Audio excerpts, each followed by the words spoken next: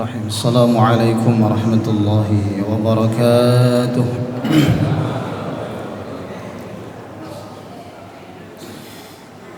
Bismillahirrahmanirrahim. Alhamdulillahi rabbil alamin. Wa bihi nasta'inu ala umuri dunya waddin. Wassalatu wassalamu ala asyrafil anbiya'i wal mursalin نبينا محمد وعلى آله وصحبه أجمعين. سبحانك لا علم لنا إلا ما علمتنا إنك أنت العليم الحكيم. اللهم إنا نسألك الإخلاص والصدق في القول والعمل والنظر إلى وجهك الكريم. اللهم إنا نسألك علما نافعا يقربنا إليك. اللهم بك أصبحنا وبك أمسينا وبك نحيا وبك نموت وإليك النشور. الحمد لله الذي أحيانا بعدما أماتنا وإليه النشور. اللهم ارزقنا فهم النبيين وحفظ المرسلين وإلهام الملائكة المقربين برحمتك يا أرحم الراحمين. معاشر المسلمين رحمكم الله. Syukur alhamdulillah, pagi hari yang cukup sejuk ini Allah masih berkenan memberikan rahmatnya, nikmatnya, hidayah, ma'unah, taufiknya kepada kita semua. Kita dituntun jiwa raga kita oleh Allah untuk hadir di rumah Allah yang mulia ini,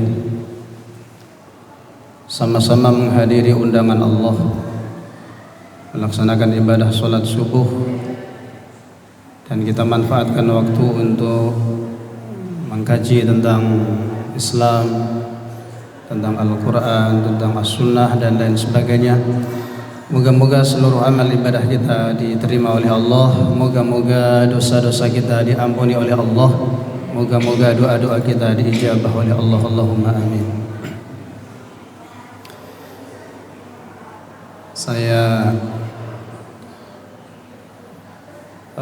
wiridan tadi itu sudah mulai nggak konsen. Saya pikir ada apa di belakang. Pikiran saya sudah kemana-mana. Kita disiap nomangan, mobilnya kok rame men gitu. Saya pikir ibu-ibu sedang menyiapkan makan bareng atau apa gitu. Biasanya nggak rame begini ya Pak ya? Atau biasa begini juga? Biasa juga. Tapi alhamdulillah senang kita dengan anak-anak kita.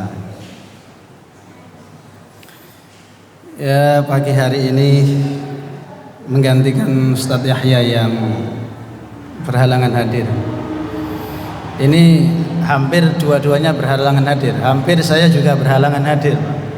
Saya tadi mau berangkat atau enggak ini. Agak KO masalahnya. Sudah semalam agak KO. Sudah agak KO, kemudian dibarengi dengan senengannya nonton bola. Jadi ada final Liga Champion ya Pak ya. Yang seneng bola tahu itu. Jadi berangkat apa enggak. Para jamaah sekalian, saya akan mengambil satu ayat dalam surat Al-Bayyinah yang kita semua hafal ayat itu. A'udzu billahi minasy syaithanir rajim. Bismillahirrahmanirrahim. Wa ma umiru illa liya'budullaha mukhlishina lahud-din hunafa hunafa'a wa yuqimus shalah wa yu'tuz zakah wa dzalika dinul qayyimah. Ma'asyiral muslimin rahimakumullah, ayat kelima dari surat Al-Bayyinah ini stressingnya atau titik tekanannya adalah tentang ikhlas. Dan tidaklah mereka manusia ini, termasuk kalau ayat sebelumnya berbicara tentang orang-orang ahli kitab, diperintahkan kecuali agar mereka ini beribadah semata-mata untuk Allah. Illa liya'budullaha mukhlishina lahuddin, dengan ikhlas. Ibadah semata-mata kita lakukan untuk Allah dan harus dilandasi dengan ikhlas. Ikhlas ini kalau secara bahasa artinya ikhlas itu memurnikan. Khalis itu artinya murni. Murni, tidak kecampuran yang lain, tidak terkontaminasi dengan yang lain, tidak kemasukan unsur-unsur yang lain. Itu khalis. Orang yang memurnikan, orang yang tidak memasukkan yang lain dalam satu urusan tertentu misalkan, maka secara bahasa adalah orang yang mukhlis. Dari kalimat akhlasa yukhlisu, ikhlas, pelakunya mukhlis. Pelakunya atau kalimat yang menunjukkan kata sifatnya itu adalah mukhlis. Nah, ikhlas ini adalah orang beribadah, orang melakukan amalan ya semata-mata karena Allah, maka kemudian tidak memberikan ruang, tidak memberikan tempat kepada yang lain untuk kemudian terlibat di situ. Semata-mata karena Allah, bukan karena makhluk.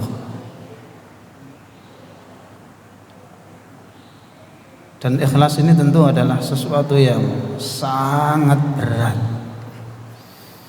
Gampang ngomongnya Pak, gampang, mengucapkannya ini gampang, prakteknya setengah modar Pak. Setengah mati prakteknya orang ikhlas itu. Dan hanya dengan keikhlasan inilah kemudian kita menjadi orang yang selamat. Tanpa ikhlas jangan harap ada keselamatan.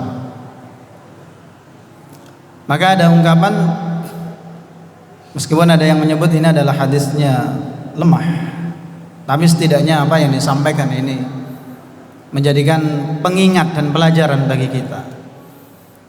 Di sana disampaikan annasu kulluhum halka. Semua manusia itu binasa, semua manusia itu celaka. Illal alimun, kecuali orang yang punya ilmu, orang yang ngerti. Kita beribadah ini al-ibadah tahtajul ilm. Ibadah itu butuh ilmu. Ibadah tanpa ilmu tidak akan diterima.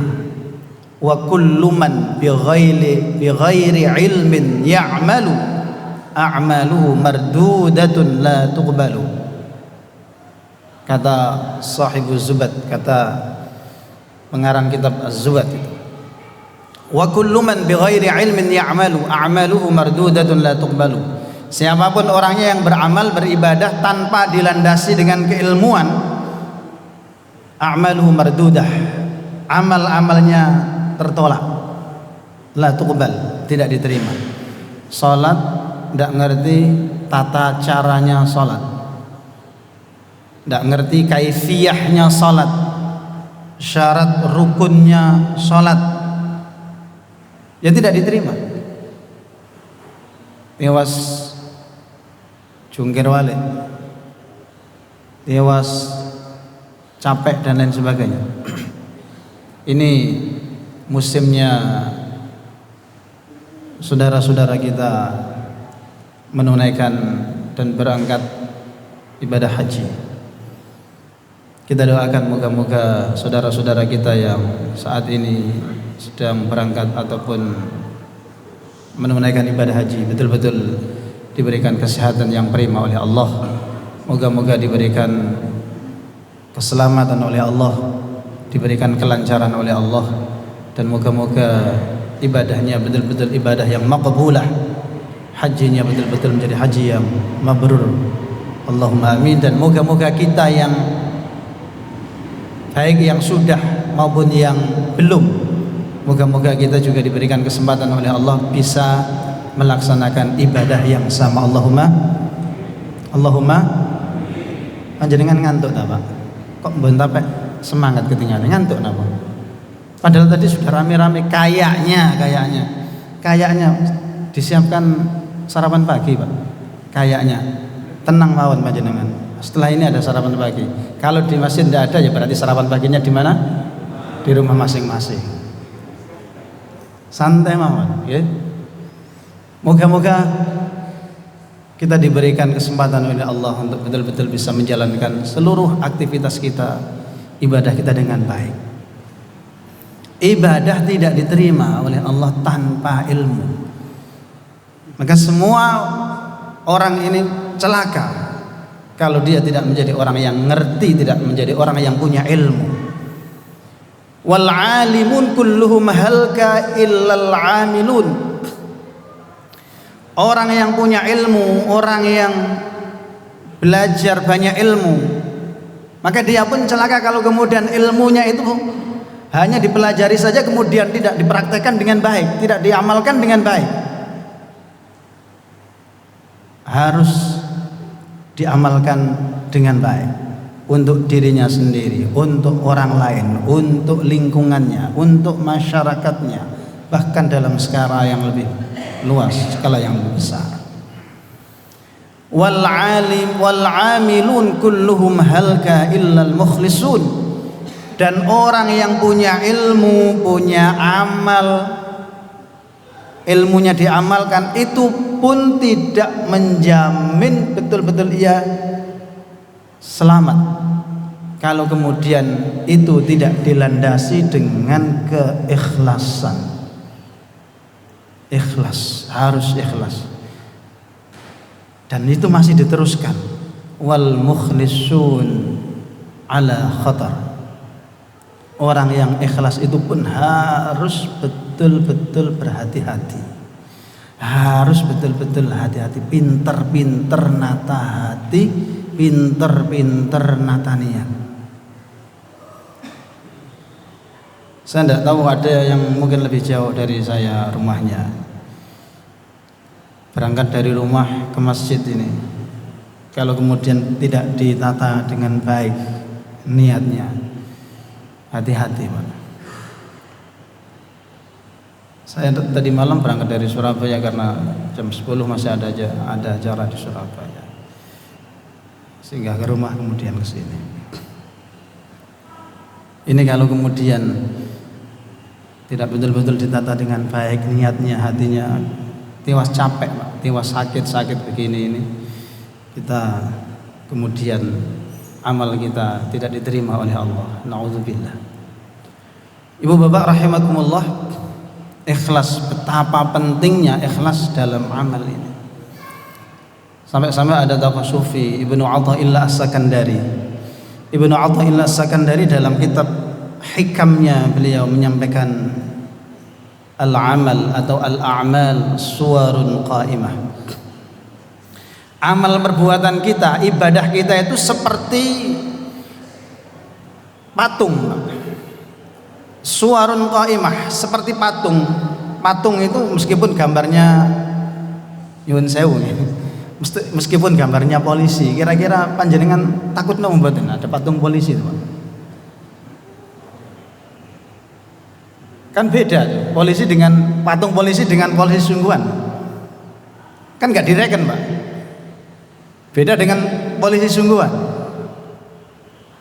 Patung tapi patung kuda. Kan hanya untuk hiasan saja. Tidak bisa dimanfaatkan kudanya. Tidak diambil dagingnya, tidak bisa dimanfaatkan tenaganya dan lain sebagainya. Jadi seolah-olah tidak ada artinya. Al-a'mal suwarun qa'imah.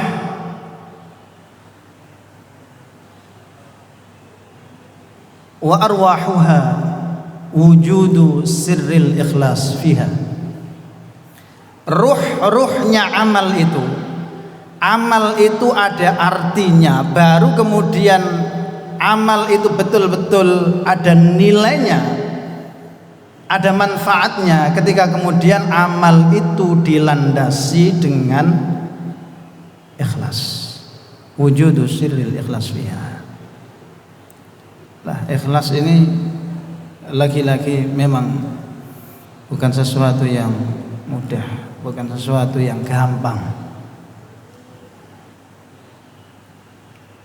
Kita diperintahkan oleh Allah untuk ikhlas. Qul inni umirtu an a'budallah mukhlishan lahuddin. Katakan wahai Nabi, aku ini diperintahkan untuk beribadah kepada Allah mukhlishan lahuddin, ikhlas. Maka nek ana wong jenenge mukhlis kemudian gak ikhlas iku ya. Di sini tidak ada yang namanya mukhlis ya, Pak ya. Tidak ada ya, betul nggih. Kalau ada ya kita doakan moga-moga betul-betul menjadi orang yang ikhlas. Allahumma. Namanya mukhlis kemudian tidak ikhlas itu kan ya perlu dibanca iman ya, Pak. Perlu di selamat iman kata orang Jawa, dibancai lagi itu namanya. Namanya mukhlis tapi tidak ikhlas. Ibu bapak rahimakumullah,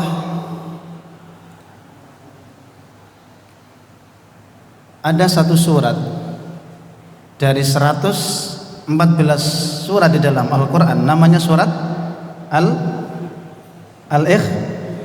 Al-Ikhlas. Saking susahnya kita untuk mendeteksi orang ikhlas itu, Masya Allah, seolah-olah ini adalah isyarat betapa susahnya mendeteksi orang ikhlas itu, Pak. Durung karuan sing kita sholatin duwilu kemudian ikhlas, durung karuan, Pak. Kadang-kadang dulu iku boleh ngantuk. Ya Allah, imamnya cek suwe nih, kita imamnya lagi belajar, lagi latihan gitu. Suwe men imamnya. Belum tentu, Pak. Belum tentu pula orang yang kelihatannya apa ya bahasanya, orang situ tadi atau orang citra harmoni, gejekan atau betete, kemudian dia tidak ikhlas, belum tentu juga. Kadang orang-orang yang tampilannya begejekan, tidak serius dan lain sebagainya, kadang-kadang mereka itu malah ikhlas karena mereka nggak batin apapun, nggak punya pamrih apapun. Los. Ikhlas itu memang los. Nggak ada sesuatu yang kemudian menjadi pamrihnya, nggak ada sesuatu yang kemudian dibatin pengen begini dan lain sebagainya. Maka susah kita untuk mendeteksi orang ikhlas atau tidak mudah. Sampai surat yang namanya surat Al-Ikhlas itu tidak menyebutkan kata ikhlas di dalamnya. Panjenengan ketemu kalimat ikhlas dalam surat Al-Ikhlas? Ada tidak kalimat ikhlas dalam surat Al-Ikhlas? Qul huwallahu ahad, Allahus samad, lam yalid wa lam yulad wa lam yakul lahu. Tidak ada kalimat ikhlas kan? Sama dengan surat Al-Fatihah, tidak ada kalimat Al-Fatihah di dalam surat Al-Fatihah. Tapi surat-surat yang lain panjenengan menyebut namanya di dalamnya ada itu. Surat Al-Baqarah, banyak kalimat Al-Baqarah di dalam surat Al-Baqarah. Wa idh qala Musa liqaumihi innallaha ya'murukum an tadhbahu baqarah, misalkan. Ingatlah ketika Nabiullah Musa alaihissalatu wassalam menyampaikan kepada umatnya, sesungguhnya Allah memerintahkan kalian untuk menyembelih baqarah, seekor sapi. Surat Ali Imran, banyak kalimat-kalimat Ali Imran di sana. Inna Allah astafa Adam wa Nuha wa ala Ibrahim wa ala Imran. Ada kalimat Ali Imran, Al Imran. Al itu artinya keluarga, Pak. Jangan diartikan Al Imran. Al Imran, alnya itu al yang berarti definitif, itu itu bukan. Al itu artinya keluarga. Maka namanya bukan surat Al Imran tapi Al Imran kalau dipanjangkan, Al Imran atau Ali Imran atau Alu Imran atau Ala Imran, artinya keluarga, bukan Al sama dengan Al-Baqarah, itu bukan. Surat An-Nisa, di dalamnya banyak kalimat-kalimat atau kata menyebut nisa. Ya ayyuhan nasu attaqu rabbakumul ladzi khalaqakum min nafsin wahidah الذي خلقكم من نفس واحدة وجعل منها زوجها وبث منهما رجالا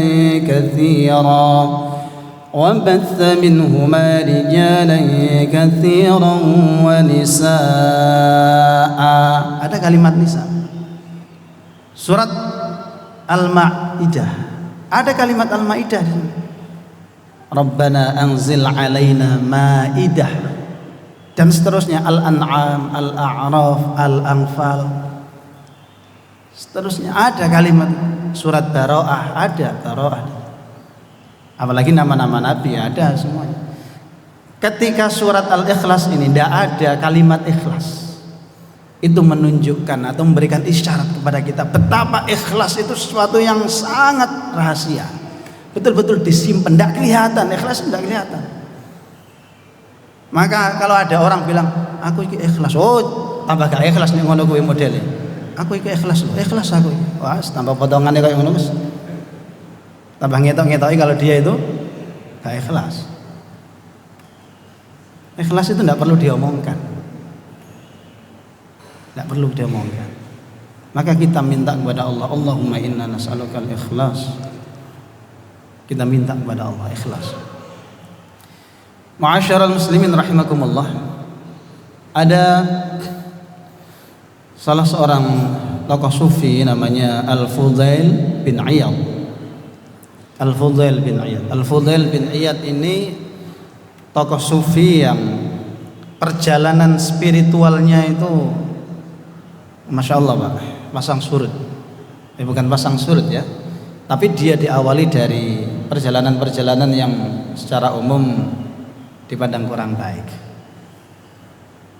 Ya, artinya dengan begini itu kita bisa melihat bahwa kita ini jangan mudah memvonis orang, jangan mudah menghakimi orang, jangan mudah menyimpulkan orang lain.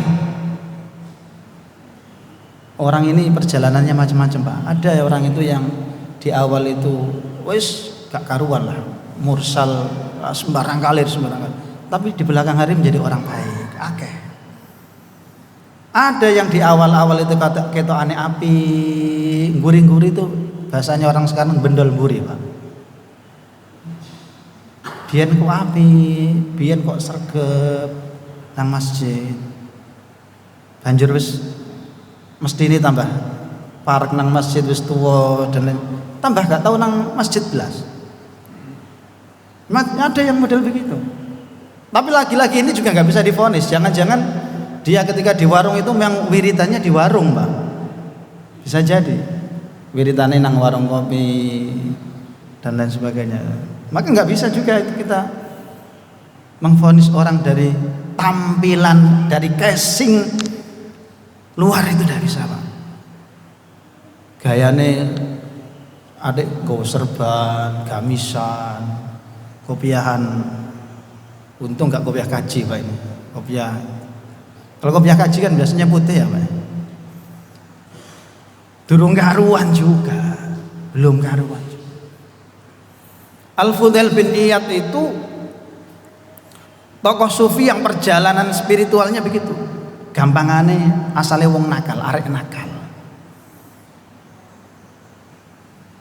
Bertobat karena mendengar ayat Al-Quran yang begitu menyentuh hatinya. Suatu malam dia ini, bahasanya orang sekarang Pak, saya bahasakan orang sekarang, itu kate apel nggone omahe pacare, ngono lah. Kate apel nggone omahe pacare. Dia mengendap-endap mendekati rumah perempuan yang ia sukai, orang cintai itu. Tiba-tiba mendekati rumahnya ini, mungkin kira-kira coro saiki Pak ya. Kira-kira omahe pacare iku cedhek masjid. Cedhek masjid Ar-Rayyan barangkali. Cedhek masjid. Begitu mau mendekati rumahnya, tiba-tiba mendengar ono ngaji. Cara saiki sepikire masjid muni lah, cara ngono. Sepikire masjid itu muni. Dan ayat yang terngiang-ngiang, kaget aku saja. Ayat yang terngiang-ngiang di telinganya itu surat Al-Hadid, di mana Allah berfirman, A'udzubillahi minasyaitonirrajim, alam ya'ninil ladzina amanu an takhsha'a qulubuhum li dzikrillahi wa ma nazala minal haqq. Al-ayah dan seterusnya. Terjemahan bebasnya, bukankah saat ini sudah datang waktunya bagi orang-orang yang beriman untuk menundukkan hatinya dan mengkhusyukkan hatinya untuk zikir kepada Allah. Jadi waktunya dia mau apel katina omahe pacare, tiba-tiba dielingno saiki iku wayahe kita mendekatkan diri kepada Allah, taubat, zikir kepada Allah. Dan itu terngiang-ngiang. Ya Allah kan memberikan hidayah dengan cara yang macam-macam. Ono sing bolak-balik krungu ngaji lewat tok, enggak bekas kan ada. Bolak-balik mendengar ayat-ayat Al-Quran dibacakan kepada kita. Kita ini kan setiap hari mendengarkan ayat-ayat Al-Quran, menjelang sholat, menjelang subuh, menjelang maghrib. Subhanallah, tidak ada kira-kira Pak negara yang seperti negara kita ini. Bersyukurlah Pak kita punya negara seperti ini. Ndak ono sak donya panjenengan cari negara yang kok ono kate wayahe sholat, setiap waktu sholat itu mendengar suara-suara ngaji. Maka subhanallah, betul-betul Indonesia itu negara yang diberkahi oleh Allah. Ndak ada dimanapun panjenengan keliling tah, tak percaya panjenengan. Saya satu-satunya tempat yang saya sebelum sholat kemudian diputar ngaji dan itu terdengar oleh sekitar itu, yang pernah saya alami itu di Palestina, Masjid Aqsa. Itu nggak tahu sekarang ya, dulu waktu saya ke sana itu sebelum sholat subuh itu ada suara ngaji dan kemudian ada sholawat. Kalau di sini seperti tarhim itu loh Pak ya, pernah dengar tarhim ya? Ada tarhim juga kan? Assalatu wassalamu alaik, lampunya nyala, kayaknya suruh selesai ini gitu. Tanda selesai atau tanda baru dimulai Pak? Wah kacau. Jadi Al-Aqsa itu kedengaran dari hotel itu. Hotelnya di sana ya Masya Allah Pak, jangan dipikir seperti Mekah Madinah gitu. Terdengar itu ada suara sholawat itu. Masya Allah, saya ya Allah eling no sido dadi rek, koyo nang sido dadi. kayak anak Citra Harmoni. Tuh dengan kedinginan menjelang subuh itu mau salat tahajud di Aqsa itu ada begini ya. Mekah Madinah aja kan enggak ada itu. Enggak ada. Kita ini mendengarkan setiap hari seperti itu. Maka kita ini disayang oleh Allah, dilembutkan. Orang dengar ngaji meskipun itu dari kaset, dari MP3, dari apapun, kok hatinya enggak lembut itu tuh, Masya Allah, entah terbuat dari apa. C atau C hati ini. Iya. Maka subhanallah, tidak ada negara seperti Indonesia. Panjenengan bangun masjid seperti ini Pak, Masya Allah, gak sembarangan Pak. Ini hanya bisa di Indonesia. Hanya bisa di Indonesia. Negara-negara lain bangun masjid itu izinin nang pemerintah, angel setengah mati Pak. Nang Indonesia wong oleh bangun masjid sak geleme dhewe itu di Indonesia. Pokoke jamaah masyarakatnya kompak, wis ayo bangun masjid. Selesai sudah. Di tempat-tempat yang lain jangan harap izinnya ke pemerintah itu. Bahkan di negara-negara tertentu yang bangun tempat ibadah itu harus pemerintah. Tidak boleh masyarakat bangun tempat masjid, tempat ibadah. Tidak boleh. Di Belanda itu Masya Allah, saya beberapa kali di di Belanda itu susahnya setengah mati Pak cari masjid, apalagi bangun masjid.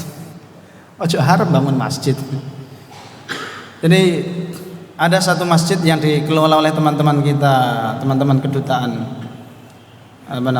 di Belanda yang ada di Den Haag itu, ya, itu asalnya gereja Pak.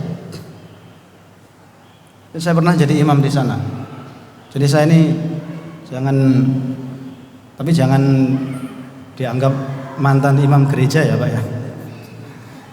Jadi gereja itu, masjidnya itu gereja, bekas gereja yang kemudian dibeli oleh, dulu ada tokoh namanya Pak Prabowo Sutejo, adiknya Pak Harto, presiden sebelumnya Pak Jokowi, Pak SBY, Bu Mega, Gus Dur, Pak Habibie, yaitu Pak Harto itu. Jadi ya semuanya masih bangunan ini, dan bangunan tidak dirubah, hanya ditambahi ornamen-ornamen sedikit, ada kaligrafinya. Tidak merubah sama sekali. Kiblatnya pun nggak berubah karena arahnya sama. Dari sana, jadi gereja itu ketika sholatnya atau ibadahnya orang Nasrani, orang Katolik atau apa itu, menuju ke Yerusalem, kan sama ke Palestina juga. Kalau diluruskan ya nanti tembus juga ke Mekah. Jadi arahnya itu sama, sehingga arah kiblatnya ya tetap tidak berubah, mihrabnya ya tetap tidak berubah. Masjid-masjid yang lain di komunitas-komunitas yang lain juga sama, Mesir, Maroko, Turki yang ada di sekitaran itu. Begitu. Teman-teman kami yang di Amsterdam, saya yang agak lama itu di Amsterdamnya, di Den Haag itu kadang-kadang aja. Itu ndak ada masjid seperti ini Pak, megahnya seperti ini. Ya koyok kelas disewa gitu Pak, kayak hall gitu lah, kayak kemarin kita pakai hall. Hall ini masih bagus, kayak aula biasa gitu loh Pak, disewa untuk sholat, untuk ibadah macam-macam. Dan itu jamaahnya yang datang itu Masya Allah 20 kilo, 30 kilo, itu jamaahnya ke sana Pak. Jamaahnya itu jauh-jauh. Subhanallah. Ngomong apa iki mau rek? Tok endi mau Pak? Gara-gara anak ngombe ini melali. Jadi ikhlas ini berat. Ikhlas ini berat. Kita belajar untuk ikhlas. Dhunnun al-Misri tadi itu. Dia terngiang-ngiang dengan ayat itu. Begitu kemudian dia menggagalkan rencana apelnya itu, Pak. Wis gak situ apel, wis balik mulai. Nah, dia pulangnya ini karena dia tidak punya rumah, dia kalau bahasanya orang sekarang mungkin punya bunker. Tempat persembunyiannya itu di pinggir jalan. Dia melubangi jalan itu, dia sembunyi di bawah lubang itu, semacam bunker gitu. Lah itu dia gunakan kalau malam ada orang melakukan perjalanan kafilah dagang atau apa lewat situ, pasti dirampok oleh dia, dibunuh oleh dia. Jadi ini luar biasa, Pak. Koyok-koyok sembarang dosa itu dilakoni. Dhunnun al-Misrin. Begitu dia sembunyi sambil nangis karena dia ingat ditegur oleh Allah dengan ayat itu. Tiba-tiba ada derap langkah orang dan kendaraan kuda dan lain sebagainya berhenti dekat tempat persembunyiannya. Kemudian terdengar percakapan mereka ini. Kita tidak usah meneruskan perjalanan kita. Kalau kita meneruskan perjalanan kita dan kita melewati sarangnya Al-Fudail bin Iyad, habis kita. Harta kita akan dirampok dan kita akan menjadi korban. Sudah, kita tidak usah teruskan perjalanan. Hatinya itu semakin teriris, Pak. Semakin nangis. Ya Allah, aku ki koyok ngene tiba ya. Cek nemen ya aku, cek elek ya aku ki nang wong. Sudah di hadapan Allah jelek, di hadapan orang juga nilainya jeleknya kayak begitu. Nangis betul dia, ya Allah. Akhirnya kemudian dia tobat, keluar dari sarangnya. Besok kemudian dia pergi jauh mengembara mencari guru spiritual. Dan akhirnya kemudian dibimbing oleh gurunya, taubat, dan di belakang hari dikenal sebagai salah satu wali min auliyaillah, kekasihnya Allah, tokoh sufi luar biasa. Di antara mutiara yang disampaikan oleh Al-Fudail bin Iyad, beliau menyatakan al-amal li ajlin nas syirk. Amal karena manusia, orang melakukan melakukan ibadah, melakukan amal yang di situ ada unsur karena orang lain, karena manusia, itu adalah syirik. Syirik, bukan sirik ya Pak. Sirik tanda tak mampu katanya begitu. Syirik. Syirik itu berarti apa? Syirik itu ya syirik, Pak. Syirik itu ada keterlibatan yang lain di situ. Itu namanya syirik. Syaraka yashraku, syirik itu artinya ada keterlibatan yang lain. Ada kalimat yang lain melibatkan yang lain, namanya asyraka yusyriku isyrak. Pelakunya namanya musyrik. Maka orang musyrik itu adalah orang yang melibatkan yang lain di dalam amalnya. Tidak hanya kemudian Allah, tetapi melibatkan yang lain, mengikutkan yang lain di situ. Namanya musyrik. Jadi ada keterlibatan yang lain itu namanya syirik. Pelakunya musyrik. Syarikat itu loh Pak. Tahu syarikat panjenengan? Bahasa kita loh, serikat.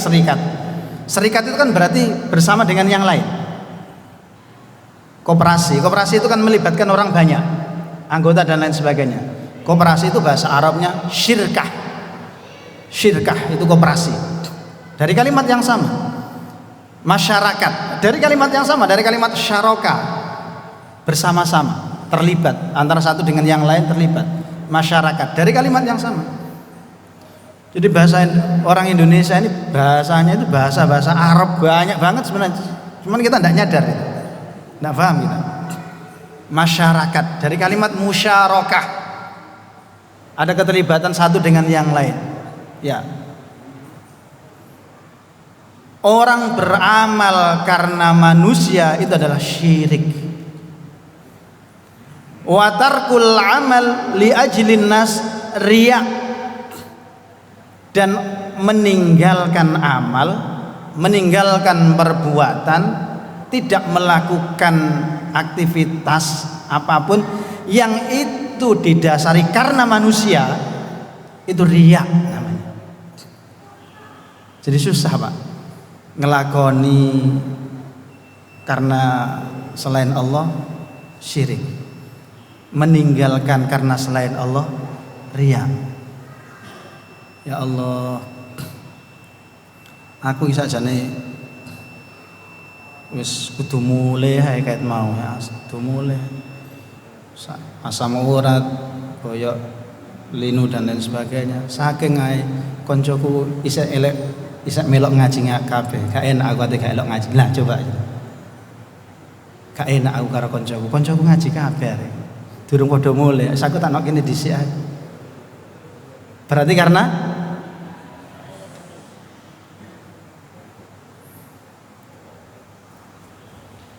aku pengen ngaji, tapi ndelok koncoku kok gak ono sing ngaji. Gak usah, gak sido ngaji aku. Gak enak karo koncoku. Coba. Berat, Pak.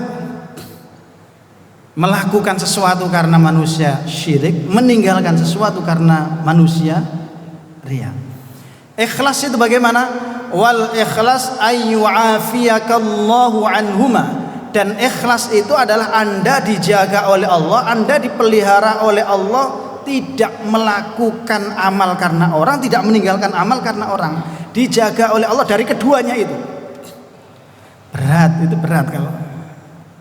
Maka Masya Allah, ya perlu tadribat, perlu latihan. Aku gak situ jamaah nak Masjid Ar-Rayyan, kuatir aku gak ikhlas. Oh, itu juga repot lagi, Pak. Cek angelin atau hati. Ya Allah, mikrofonnya Masjid Ar-Rayyan iki cek enak ya. Wis aku ngimami tak tambah tak enakno ae sisa. Coba. Dan memang tak akoni Pak, ini Masjid Ar-Rayyan ini mikrofonnya menggoda, Pak. Menggoda untuk tidak ikhlas. Ya Allah, ini. Jujur ini, saya harus akui ini. Teknisinya atau apa namanya di sini ini. Saya di Masjid Al-Akbar, di masjid yang lain itu enggak banyak masjid yang apa namanya penataan sound systemnya atau apa namanya ya, mekaniknya bagus seperti ini, enggak banyak. Dan mikrofon yang enak itu mengganggu hati. Loh nggih, estu. Ada loh, banyak penceramah itu ketika mikrofonnya ndak enak ditinggal, Pak. Pernah tahu apa ndak panjenengan? Ojo pura-pura nggak pernah tahu. Ada kiai-kiai yang sudah terkenal, mikrofonnya kadang gak enak, tinggal mulai. Mikrofon bejat ngene kok dinakno kiai. Masya Allah, berat Pak, berat. Ini kalau dilanjutkan lama Pak ini. Saya belum berbicara tentang bagaimana tanda-tandanya orang ikhlas itu seperti apa.